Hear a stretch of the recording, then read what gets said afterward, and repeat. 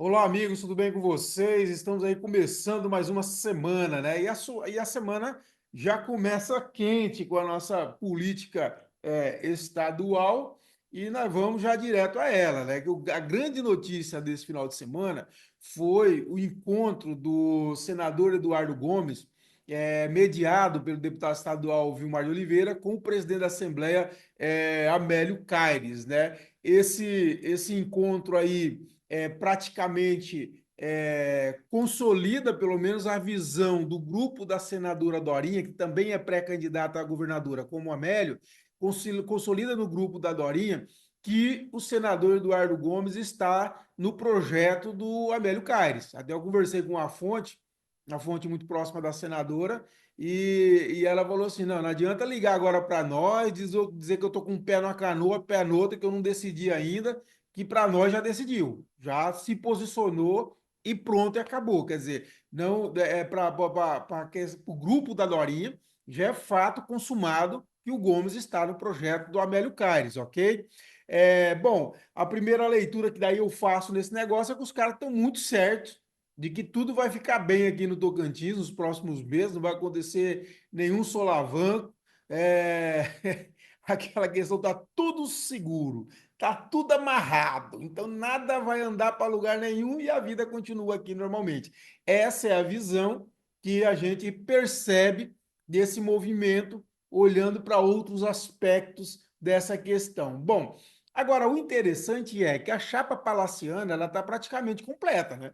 E é interessante, eu nunca vi isso, é a primeira vez que eu vejo um estado, numa eleição estadual, ou mesmo em eleição municipal, que uma chapa está praticamente consolidada mais de um ano antes da convenção, né? Convenção em julho, final de julho do ano que vem, nós estamos ainda terminando março e já temos uma chapa majoritária bastante avançada, porque você tem como pré-candidatos a governador o Amélio, beleza? O Amélio. Como candidatos a senador, você tem o Gomes, que vai à reeleição, e você tem o deputado federal Alexandre Guimarães, que foi o primeiro grande cabo eleitoral dessa pré-candidatura do Amélio. Ele foi há meses já que ele vem saindo em público, defendendo essa pré-candidatura do Amélio. Então, aí consolidado praticamente uma chapa palaciana, lógico, considerando que realmente o governador Vanderlei Barbosa não vai renunciar, como ele tem dito aí, para tudo quanto é lado. Agora, dessa constatação, a gente faz outra. Qual que é? Que três importantes aliados do governador Vanderlei Barbosa nas eleições de 2022 foram escanteados, né? A Dorinha, primeiro, né? Que seria, como eu já disse aqui, a candidata natural se realmente não tem condições de ter o apoio para o Laurez, que é o vice, que seria o candidato natural. A segunda candidata natural seria a Dorinha. Mas, pelo jeito aí, então, pelo jeito não foi o candidato. Tá na cara, agora pode vir de repente, o Amélio não decolou tal, e buscar outra alternativa. Mas neste momento, o Amélio é o candidato do governador Vanderlei Barbosa, ponto. Isso aí é inquestionável, correto?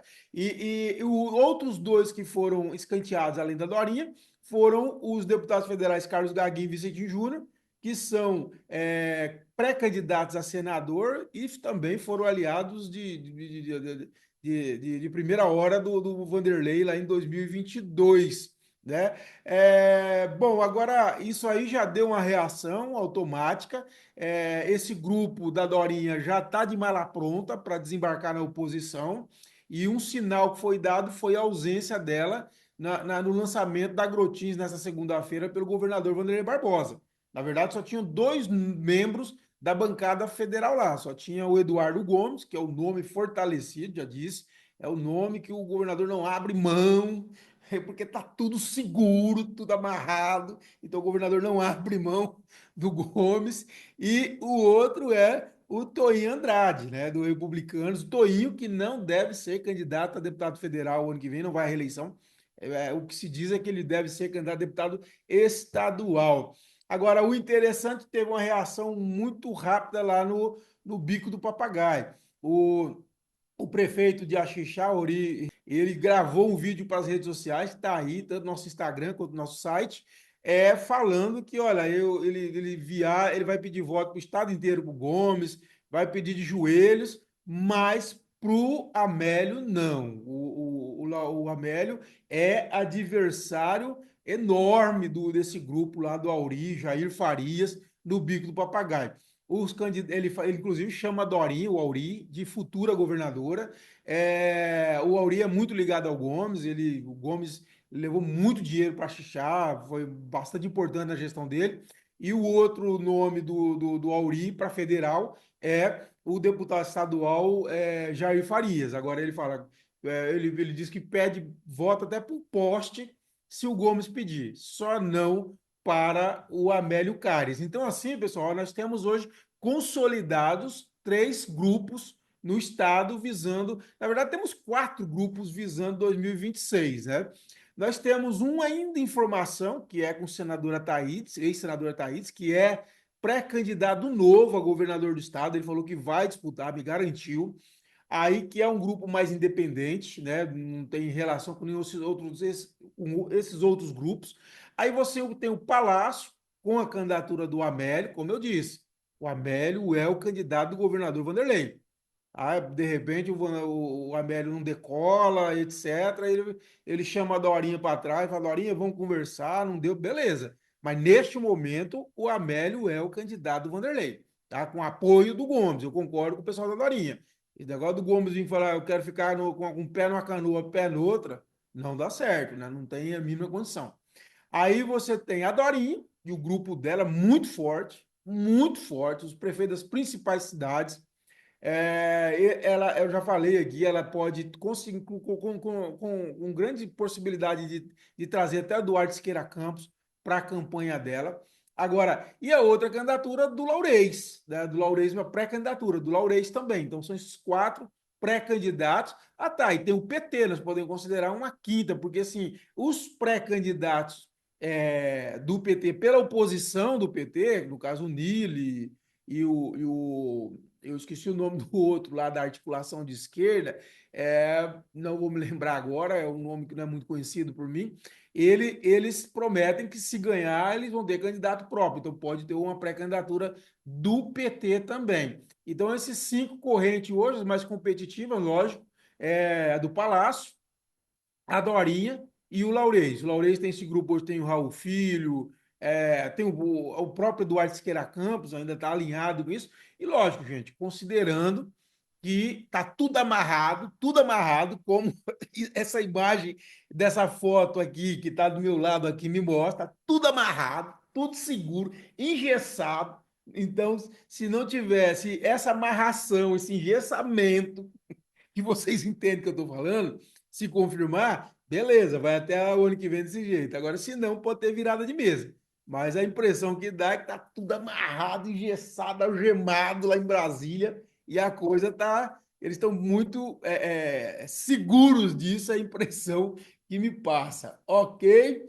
Bom, outro tema importante que eu tenho aí, importantíssimo, é a piora das contas do Estado, cada dia mais uma nova informação.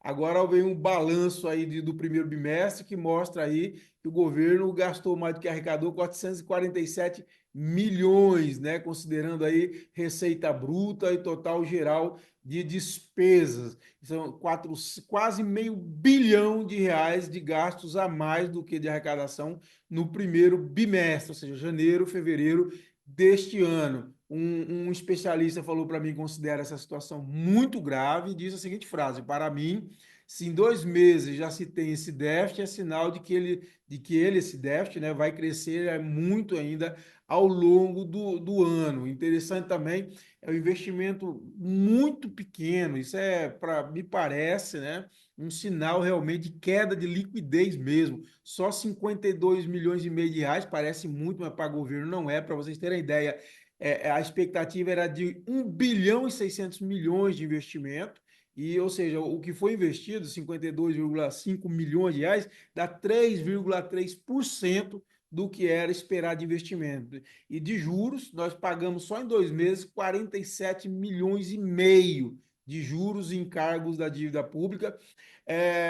Com o pessoal em cargos sociais, gastamos 1,7 bilhão de reais, o que representa 63,9% da despesa desse período de 2 meses, ou 76,7% da receita bruta dos 2 meses, tá bom? É uma situação que confirma, nós já temos falado da perda de controle que vem sendo mostrado aí quando você vê o a comprometimento de receita corrente líquida com folha, né? Já falamos muitas vezes. Tem um material bem completo aí, tá bom? Para vocês darem uma olhada. Bom, deixa eu ver aqui mais. Ah, tá. Outra informação também vem no rastro aí, me parece. Vamos ver a repercussão disso aqui. O governo Tocantins dá um calote aí de 650 mil reais nos 13 times, aí, nos 13 clubes da segunda divisão. Sem receber, e já tem clubes suspensos por um ano pela Federação Tocantinense de Futebol, porque não pagaram arbitragem. Então, como não pagaram arbitragem, estava esperando esses 50 mil reais cada um dos 13 teria direito aí a 50 mil reais. Como estava esperando esse dinheiro, não pagou, pegou um ano de suspensão. Teve gente que não pagou atleta, por não pagar atleta já está sendo acionado na Justiça do Trabalho. Quem passou as informações, me procurou para passar as informações, foi o presidente da Associação Desportiva e Recreativa São José, o clube aqui de Palmas, o Jaci Almeida da Silva. O que ele me contou foi: o governador prometeu 50 mil reais para cada um ano passado, para apoiar o campeonato da segunda divisão. E aí a ideia seria incorporar os clubes na campanha Visite o Jalapão da Secretaria Estadual de Comunicação. E eles faziam a divulgação do Jalapão no campeonato, correto? Aí o governo pediu que todos se regularizassem a documentação, eles fizeram isso, diz que até novembro estava todo mundo regularizado.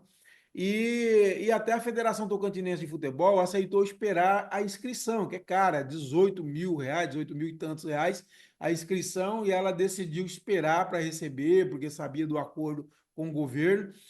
Também a taxa de arbitragem, o gasto de arbitragem também, foi tudo esperando, né? E salário de atletas, etc. Aí o que aconteceu? Não houve pagamento nenhum, calotaço. Um calotaço, as contas se acumularam, os clubes tiveram que se virar. Teve gente que conseguiu pagar arbitragem, teve gente que não. O próprio São José, por exemplo, o Jaci falou para mim que não pagou, ganhou um ano de suspensão. Ou seja, está fora das competições aqui do estado por um ano, porque não pagou arbitragem. Tem muitos atletas sem receber, e clubes sendo acionados na Justiça do Trabalho por conta disso, porque como os caras contavam que tinha esse dinheiro, gastaram, fizeram contratação, enfim, pá. E aí o que aconteceu? Calotaço, não receberam e etc e tal. E eles ficaram mais indignados ainda quando o governador, agora, o do governador Vanderlei, no dia 4, anunciou um repasse de mais de 3 milhões para os 8 clubes da primeira divisão do futebol tocantinense, né? E o Jaci falou: olha, não tem primeira divisão sem segunda divisão, todo mundo merece respeito e ser valorizado, e que espera a sensibilidade do governador. E ele está coberto de razão. Agora, se o futebol, o grande futebol desses dias, que é a pauta mais importante da face da terra neste estado, está se levando calote, você imagina o resto, o que pode acontecer. É rir, mas é de chorar, meus irmãos. É muito complicado a situação que nós estamos vivendo. Hoje, para a gente encerrar, o governador lançou a Agrotins com a expectativa de superar os 4,2 bilhões de movimentação de negócios que registrada no ano passado. A gente torce, é importante, é um setor fundamental aí para o Estado. Pessoal, é isso então. Essas foram as principais notícias desta segunda-feira chuvosa, e nós voltamos nessa terça com outro resumo da política do Tocantins. Um abraço a todos e até a próxima.